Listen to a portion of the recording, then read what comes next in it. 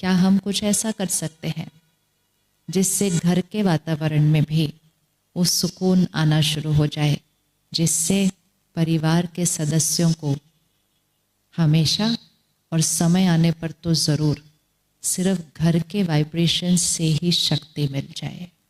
बना सकते हैं हम अपने घर का वातावरण इस तरह का? क्या हो गया? तो हाथ उठाओ, कौन कौन बना सकता है? हाँ, कौन कौन रेडी है ये बनाने के लिए? राइट, रेडी है ना बनाने के लिए सभी? पक्का? चलो छोटी सी लिस्ट बनाते हैं कि उस वाइब्रेशन को वैसा बनाने के लिए क्या करना है और क्या नहीं करना है। क्योंकि वाइब्रेशन को शक्तिशाली भी हम बनाते हैं और दूषित भी हम करते हैं। आजकल एयर फ्रेशनर आता है, ऐसे लेते हैं और उसको सब कमरे में डाल देते हैं कि हमारे कमरों से खुशबू आए, लोगों को जब आए। वो वाली खुशबू नहीं चाहिए किसी को। हर एक को कौन सी खुशबू चाहिए? रूहानियत की खुशबू चाहिए, पवित्रता की खुशबू चाहिए, शांति की खुशबू चाहिए, क्योंकि नहीं तो कले कलेश की खुशबू आती है। कले कलेश की खुशबू आती है। तो घर के वातावरण को वैसा बनाने के लिए जिम्मेवारी कौन लेगा? जरूरी नहीं है सारे जिम्मेवारी लेने वाले हैं। मतलब घर जाके सबको बोलो, पता है क्या, हमें अपने घर के वातावरण को बहुत शांत बनाना है, कहेंगे तुम बनाओ, हमारे पास तो वैसे ही टाइम नहीं है, तुम बनाओ, तुम्हें बनाने का शौक चढ़ा है। तो ये नहीं सोचना कि सब लोग उसको करने वाले हैं। घर में दिया सबको जलाने की जरूरत नहीं होती है, एक दिया ही सारा काम कर देता है। घर में हर जगह अगरबत्ती लगाने की जरूरत नहीं होती है, एक कोने में लगी हुई अगरबत्ती ही सारा काम कर देती है। तो कौन वो एक दिया बनना होगा अकेला अपने घर के अंदर। ये अलग बात है कि जब एक दिया जलता है तो फिर एक दिए से क्या करते हैं दिवाली पर?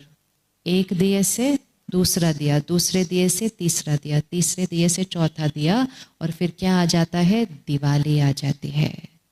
वो दिवाली को ही राम राज्य कहते हैं, वो राम राज्य को ही स्वर्ग कहते हैं, सत्य कहते हैं। हमें अपने घर में स्वर्ग लाना है। अपने घर में लाएंगे तभी देश में लाएंगे, तभी दुनिया में लाएंगे। और घर में लाने के लिए वो स्वर्ग पहले कहाँ लाना पड़ेगा? अब उंगली रखो, घर में स्वर्ग लाने के लिए पहले पास। ये है हमारा पर्पस ऑफ लाइफ। कई बार लोग कहते हैं हमारे जीवन का उद्देश्य क्या है, हम क्या कर रहे हैं इस जीवन में। ये है हमारा पर्पस ऑफ लाइफ। यहाँ स्वर्ग बनाना है, मतलब यहाँ सत्योगी संस्कार लाना है। और सत्योगी संस्कार जब हम लाएंगे तो हमारे वाइब्रेशन से घर की एनर्जी चेंज होने लगेगी। आपको श्री गोपाल नारसन का नमस्कार। डिवाइन मिरर हिंदी चैनल में आपका बहुत बहुत स्वागत है। आइए जान लेते हैं आज की कुछ खास चर्चित खबरें। जैसा कि आप देख रहे थे, ब्रह्मा कुमारी जी की अंतर्राष्ट्रीय प्रेरक वक्ता बीके शिवानी उत्तराखंड के हरिद्वार, रुड़की, ऋषिकेश, देहरादून, मसूरी और विकासनगर में विभिन्न सकारात्मक विषयों पर सफल प्रेरक सभाएं कर आखिर में हिमाचल के नाहन में लोगों को शांति में जीवन के लिए अध्यात्म का पाठ पढ़ा गई। शिवानी के साथ देहरादून सब जोन प्रभारी बीके मंजू दीदी, ब्रह्मा कुमार सुशील भाई के साथ ही सभी केंद्रों की प्रभारी एवं सहयोगी बहनों ने स्थानीय सहयोग से कहीं वहाँ जिंदगी वहाँ, कहीं राजयोग के चमत्कार तो कहीं जीवन की चुनौतियों के समाधान बताए। शिवानी की सभाओं में राजयोग की सीखने के लिए आमंत्रण मिलने के बाद बड़ी संख्या में भाई बहन ब्रह्मा कुमारी सेवा केंद्रों पर आकर ईश्वरीय ज्ञान का पाठ्यक्रम लाभ प्राप्त कर रहे हैं। लगता है दिल्ली के मुख्यमंत्री अरविंद केजरीवाल की ग्रह दशा बेहद खराब चल रही है। तभी तो दिल्ली के उपराज्यपाल वीके सक्सेना ने जेल में बंद दिल्ली के मुख्यमंत्री अरविंद केजरीवाल के विरुद्ध खालिस्तानी आतंकी संगठन से पैसे लेने के आरोप की जांच की सिफारिश एनआईए से करके उनकी मुश्किलें बढ़ा दी हैं। आरोप है कि उनकी पार्टी ने देवेंद्र पाल भुल्लर की रिहाई के लिए 1.6 करोड़ डॉलर की फंडिंग ली थी। रांची में ईडी ने झारखंड के ग्रामीण विकास मंत्री आलमगीर आलम के निजी सचिव संजीव के नौकर जहांगीर के कमरे से नोटों का पहाड़ बरामद किया है। विगत 12 घंटे में कमरे से बरामद 30 करोड़ रुपए गिने जा चुके हैं, जबकि कुल रकम 40 से 50 करोड़ रुपए होने का अनुमान है। यह कार्रवाई ग्रामीण विकास के चीफ इंजीनियर की गिरफ्तारी के बाद की गई है। गर्मी का प्रकोप लगातार बढ़ने से देहरादून में तापमान 39 डिग्री तक जा पहुंचा है। वहीं दोपहर के समय मैदानी क्षेत्रों में लू चलने से स्वास्थ्य विभाग को बीमारों की संख्या बढ़ने के प्रति आगाह किया गया है। चिकित्सकों ने अधिक पानी पीने, हल्का खाना खाने तथा शिकंजी ग्लूकोज के उपयोग की सलाह दी है। उत्तराखंड में 10 मई को केदारनाथ, गंगोत्री व यमुनोत्री के कपाट खुलने तथा 12 मई को बद्रीनाथ धाम के कपाट खुलने को लेकर व्यापक तैयारी शुरू हो गई है। चारों धामों पर कपाट खुलने के अवसर पर हेलीकॉप्टर से पुष्प वर्षा कराई जाएगी।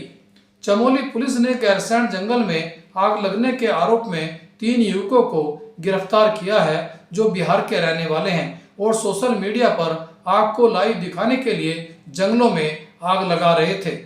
और अंत में देखिए ईमानदारी व आत्मसम्मान से लबरेज आज का ये हमारा प्रेरक वीडियो।